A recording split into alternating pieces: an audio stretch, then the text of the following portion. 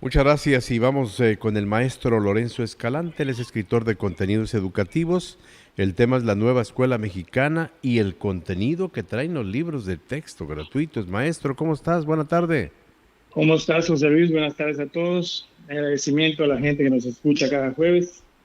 Sí, el tema es, pues, la polémica que se está, pues, escuchando, generando, a partir de que la autoridad, de acuerdo con los calendarios establecidos, ¿verdad? Empieza a trabajar los libros de texto, ¿verdad? La Comisión Nacional de Libros de Texto Gratuito va a recibirlos pronto. Al menos eso es lo que está establecido.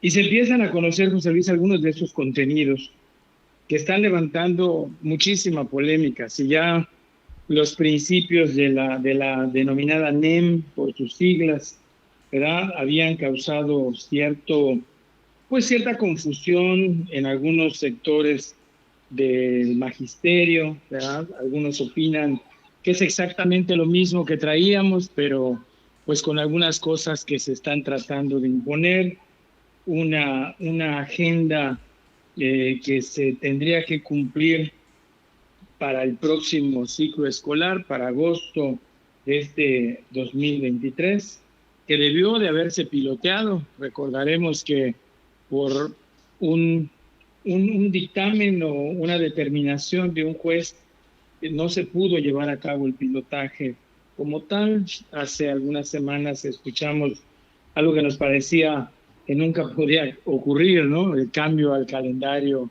escolar, eliminando estas semanas de curso intensivo para los docentes con presencia de alumnos, que lo que pretendía era poner en práctica lo que en los consejos técnicos escolares se ha venido trabajando, el programa analítico, el llamado codiseño, ¿verdad? Ya la planeación o las actividades propias de una planeación didáctica, pero bueno, eso también está eliminado. Y ahora nos dicen en los contenidos cosas, por ejemplo, que están levantando mucho ruido, José Luis. A propósito de que estamos, y tengo la oportunidad ahora de platicar en tu espacio y contigo, de repente nos dicen que hay que ser cero discriminación, o sea, no podemos discriminar, la discriminación no está bien en ninguna de sus formas, y hablan de que el español coloquial regular que se da, que se escucha en todos los ámbitos de México y del mundo, eh, pues podrá enseñarse en las escuelas.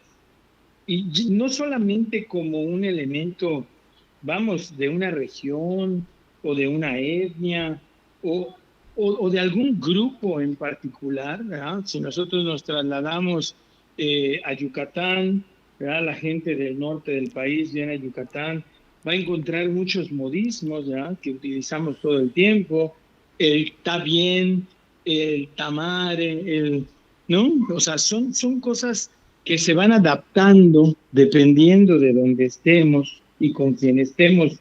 Y el hecho de decir que no es un elemento, por decirlo de alguna manera, válido, no es un elemento regular del castellano, del español, que esté pues debidamente establecido por la Real Academia de la Lengua Española y demás. O sea, el hecho de que no sea así, de que no se perciba así, algunos docentes lo consideran como un elemento de no discriminación. Y hay otros, los que van empujando esta reforma, este nuevo modelo, dicen que sí, que el hecho de que tú, por ejemplo, a un verbo le agregues una S al final, cuando no debería, por regla general, llevar esa S, como el entendiste, como el escuchaste, ¿ya? El hecho de que yo le ponga o no le ponga la S va a depender de la forma en la que yo hablo y tú deberías de respetar ese elemento. Y es ahí donde surge la polémica. El hecho de respetarlo no significa que el chico desde la escuela formal, ¿verdad? Aprenda o establezca que las normas se pueden cambiar. y se pueden cambiar a placer. O sea, estos son los elementos que están causando mucho ruido y algunos están a favor y algunos dicen es que tenemos que aprender que todas las formas de expresión del castellano son válidas, ¿verdad? Mientras que otros dicen, por supuesto que son válidas, por supuesto que nos podemos comunicar, por supuesto que las podemos comprender, a lo mejor no al 100%, pero un porcentaje que nos permite establecer la comunicación, pero eso no significaría que los estudiantes hoy, ¿verdad?, lo tomen como las normas han de cambiar de acuerdo con el contexto. Y el contexto de la escuela está obligado a aceptar cualquier reglamentación. Ya luego, vamos, los que son muy radicales en ese sentido, lo pasan a otras áreas y dicen, bueno, llegará un momento en que la mitad de 3 sea 1, ¿verdad?, hablando de matemáticas, porque bueno, en el contexto que tengo, resulta que la cosmovisión en general es de números enteros y no conocemos los decimales, ¿no? Como pasaba en la Grecia hace muchos años. Entonces, yo considero que la autoridad tendría que observar bien lo que está incluyendo en los libros de texto. Hay que entender que la educación mexicana no tiene un problema como tal.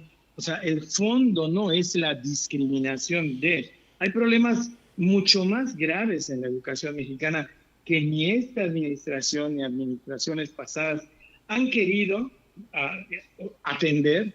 El hecho de que las autoridades siguen sin tener el perfil adecuado, el hecho de que los que conducen, lo dice por ahí el Evangelio, un ciego no puede guiar a otro, ¿verdad?, no están en el canal que deberían.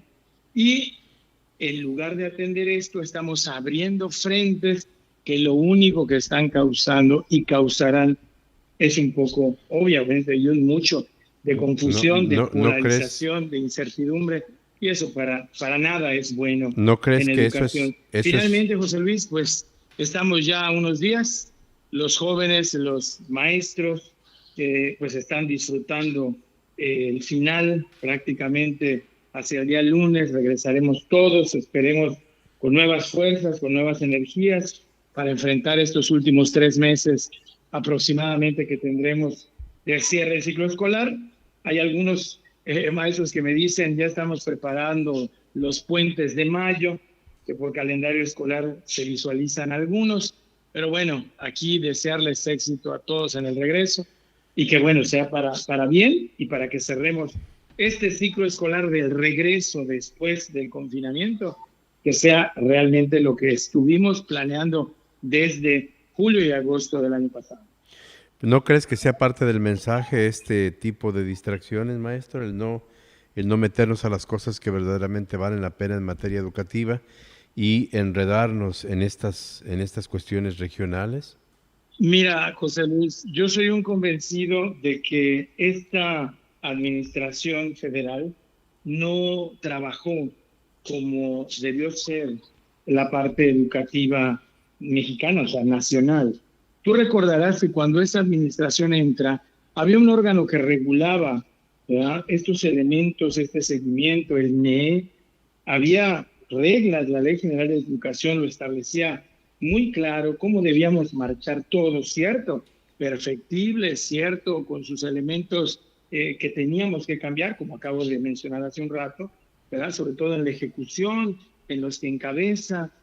Pero esta administración decidió desaparecer el INE, decidió desaparecer completamente las reglas que se tenían y nos prometió establecer una comisión que se iba a encargar de manera transparente de todas las decisiones que se tomaron en el plano educativo. Jamás existió esa comisión. Hoy tenemos una unidad, ¿ya?, del sistema de información de los docentes, de su actualización, pero si tú revisas en todos los estados, incluyendo el nuestro, hay quejas todo el tiempo de que las plazas no se otorgan donde deberían otorgarse, a quien deberían otorgarse, y ya no hablemos de las decisiones que se están tomando ya en la última etapa de este gobierno. Hacia 2024, el próximo año, habrá elecciones, estaremos cambiando del titular ejecutivo del país, y bueno, no vemos que se estén atendiendo de fondo. Tuvimos una pandemia, un confinamiento, los niveles de resultados en las pruebas que se aplican se desplomaron. Escuchamos que no podíamos reprobar a los estudiantes, hoy como parte de la nueva escuela mexicana, y ya no como un elemento de confinamiento y demás, se habla de la no reprobación, se dice que el docente represor es el que continuará reprobando, ¿verdad? Se le responsabiliza completamente al docente de la reprobación de un estudiante, Sí. cosa que me parece un contrasentido completo, porque si un estudiante no quiere, si un estudiante no tiene el deseo y la motivación porque tiene problemas en casa, porque simplemente no acciona en algunos niveles, los niños están tan alejados del deseo de ir a la escuela que la rechazan, eso no puede ser culpa De del acuerdo. docente. ¿De Pues, acuerdo? Entonces, ahí tiene toda la razón. Hay cosas que no estamos atendiendo de fondo maestro, y que, bueno, por tratar de cerrar con algo nuevo, creo que esto es lo que estamos una viendo metida de en todo. pata. Gracias, maestro Lorenzo Escalante. Te mando un saludo. Un gusto, buenas tardes y gracias. Igualmente y gracias. Es el maestro Lorenzo Escalante, escritor de contenidos educativos.